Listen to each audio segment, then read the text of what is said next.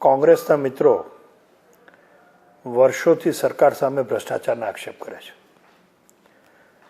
1991થી drip irrigation system એ લોકોના સમયમાં મૂકવામાં આવી હતી. એમાં કેટલો ભ્રષ્ટાચાર ચાલતો હતો આપણે સૌ જાણીએ છીએ.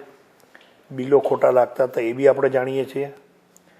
ભારતીય જનતા પાર્ટીની સરકારમાં સિસ્ટમની અંદર સુધારા લાયા પછી આ જ વર્ષે 2 લાખ હેક્ટર ઉપર ડ્રીપ ઇરિગેશનનું કામ સરકારની અંદર થયું છે અને અત્યાર સુધી જીજીઆરસી દ્વારા 11 લાખ ઉપર હેક્ટરનું કામ કરેલું છે.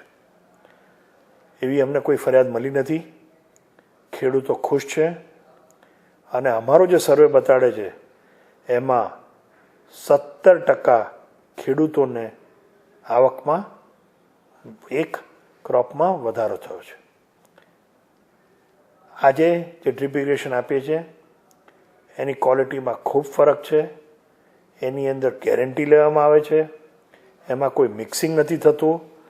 એટલે જે બજારમાં મળતી હોય એની અંદર સ્વાભાવિક છે કે ઘણી વખત મિક્સિંગનું પ્રમાણ વધી ગયું હોય તો એના કારણે ભાવ ઓછા બની શકે છે. પરંતુ આટલા વર્ષોથી 2005થી જીજીઆરસી જે ડ્રીપ ઇરિગેશનનું કામ કરી રહ્યું છે એમાં ખેડૂતો પાસે ખરાબ માલ હોવાની કોઈ ફરિયાદ એવી મળી નથી. આજે 63 કંપનીઓ એમપેનલ થઈ છે અને 63 કંપનીઓ પાસેથી ખેડૂત ગમે તે પાસેથી માલ લઈ શકે છે. એટલે પસંદગી એમની છે એટલે ભ્રષ્ટાચારનો સવાલ ઊભો થતો જ નથી.